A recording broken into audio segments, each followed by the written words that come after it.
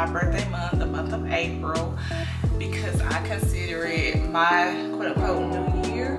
And I just took a break. I wanted to take a break, and I also needed to like get that push into recording again. So that was really all that was about.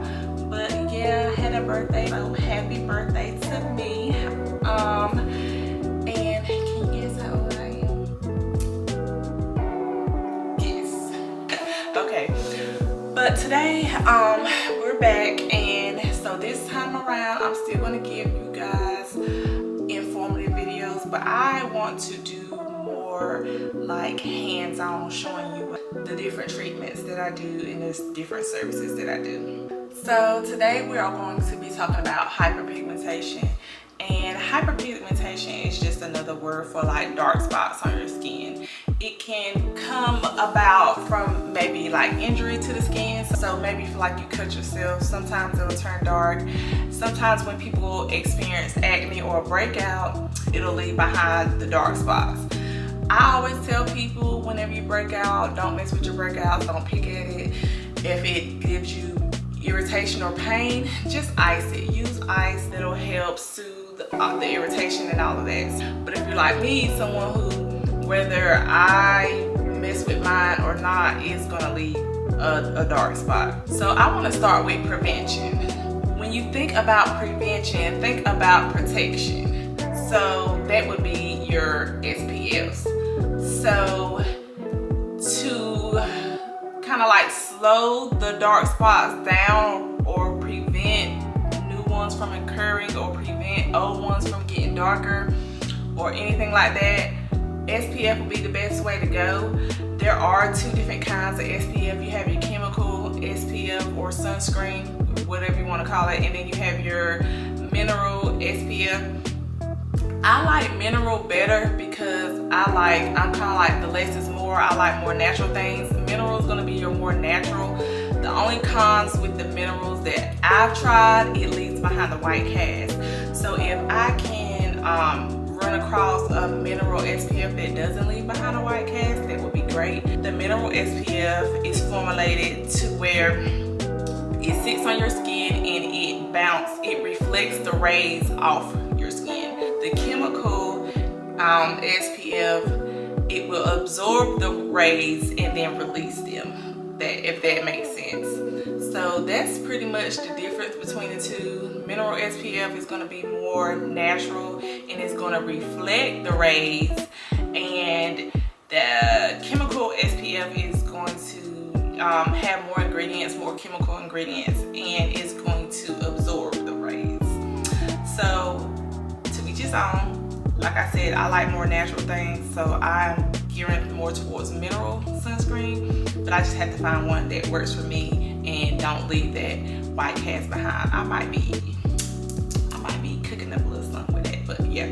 So another thing that you can do for your hyperpigmentation is exfoliation.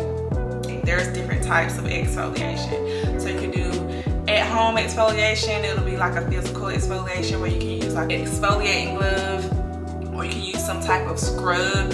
I like to use date sugar scrub. I make my own date sugar scrub, and I also have that as part of like my products that I sell, my date sugar scrub. So if you're using anything at home for your physical exfoliation, you only need to do that 2 to 3 times a week. Exfoliating does, it gets that top layer of dead skin off, so it removes it, so it kind of like refreshes your skin, refreshes your face. So that'll help like fade that dark spot over time. And then using your SPF every day will also protect those dark spots from getting darker as you're fading them. Okay, another form of exfoliation will be like a mechanical exfoliation. That'll be your microdermabrasion.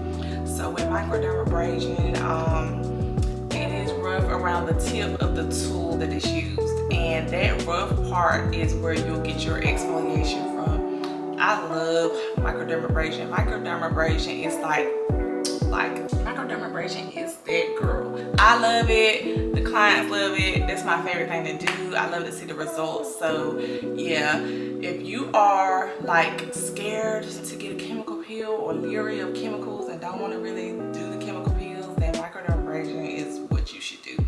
But another type of exfoliation is the chemical way, which is chemical peels. The peels we use at the spa are very like gentle, so you won't have to worry about it like you won't have to worry about like your face shedding like a snake, because they're real gentle. I like more gentle peels that kind of like peel off over time, and that's just my preference, but you do what you want with your face. So yeah, that's another way you could go. But like I said, my favorite way is microdermabrasion and also date sugar scrub. I use it at home. So in between your exfoliating treatments, whether you're getting microdermabrasion or chemical peels, you can also do the physical exfoliation at home. I would suggest waiting a few days before and a few days after your service, but you can still do the physical exfoliation at home 2 to 3 times a week.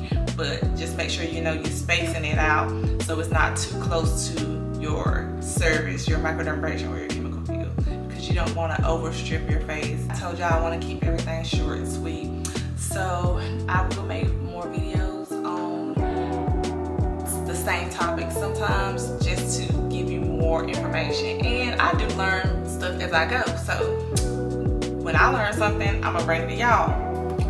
So yeah, I would